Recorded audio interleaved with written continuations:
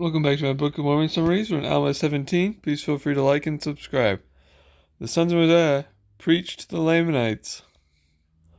They had searched the scriptures diligently that they might know the word of God. They had given themselves to much prayer and fasting. Therefore they had the spirit of prophecy and the spirit of revelation. And when they taught with power and authority of God, teaching the word of God for the space of 14 years among the Lamanites, having had much success in bringing many to the knowledge of the truth. The Lord said, I will make an instrument of the sons of Mosiah in my hands unto the salvation of many. I circled verse 20. It says, And as Ammon entered into the land of Ishmael, the Lamanites took him and bound him, as was their custom, to bind all the Nephites who fell into their hands, and carry them before the king. And thus it was left to the pleasure of the king to slay them, or to retain them in captivity, or to cast them into prison, or to cast them out of the land according to his will and pleasure. And Ammon said to him, Yea, I desire to dwell among this people for a time, yea, and perhaps to the day that I die. And Ammon said, I will watch the flocks of King Lamoni, which is one of the kings of the Lamanites. He was son of the main king of over all the land. Now the servants of the king began to murmur, saying, The king will certainly slay us, as he is our brethren, because of their flocks were scattered by the wickedness of these men, and began to weep exceedingly, saying, Behold, our flocks are scattered already. Now they wept because of the fear of being slain. Now when Ammon saw this in his heart, when he saw this, his heart was swollen within him with joy. For, said he, I will show forth my power unto these my fellow servants, or the power which is in me in restoring these flocks unto the king, that I may win the hearts of these my fellow servants, and may lead them to believe in my words. Ammon slew those Lamanites that scattered the sheep. They went in unto the king, bearing the arms which Ammon had cut off by the sword of those who thought to slay him, for a testimony of the things which they had done. We know that he is a friend of the king, the servants said to the King Lamoni. The king said, It is the Great Spirit. Now, he was more astonished because of the faithfulness of Ammon, as Ammon prepared his chariots and horses.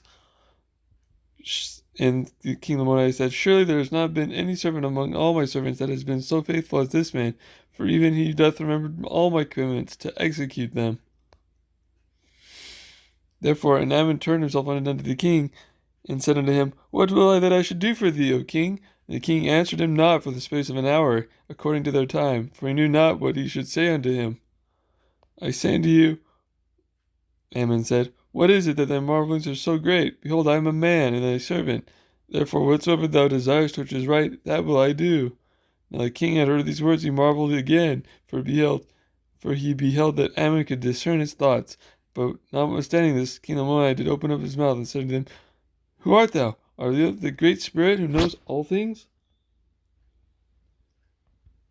Ammon began to speak to him with boldness, and said unto him, Believest thou that there is a God? And Ammon said unto him, The heavens is a place where the God and all his holy angels dwell. And Ammon said, Yea, and he looketh down upon all the children of men, and he knows all the thoughts and intents of the heart. For by his hand they were all created from the beginning. And he began to cry unto the Lord, saying, O Lord, have mercy, according to thy abundant mercy which thou hast had upon the people of Nephi, have upon me and my people. He lay as if he were dead for 2 days.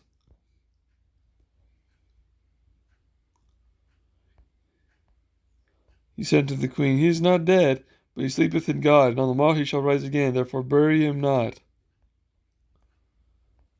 And it came to pass that they did all call upon the name of the Lord in their might, until they had fallen to the ground, save it be one of the Lamanites women, whose name was Abish, she having been converted unto the Lord for many years, on account of a remarkable vision of her father. A remarkable vision that happened to her father. Now one of them, whose brother had been slain with the sword of Ammon, was exceedingly angry with Ammon. He drew his sword and went forth that he might let it fall upon Ammon to slay him. But as he lifted his sword to smite him, behold, he fell dead.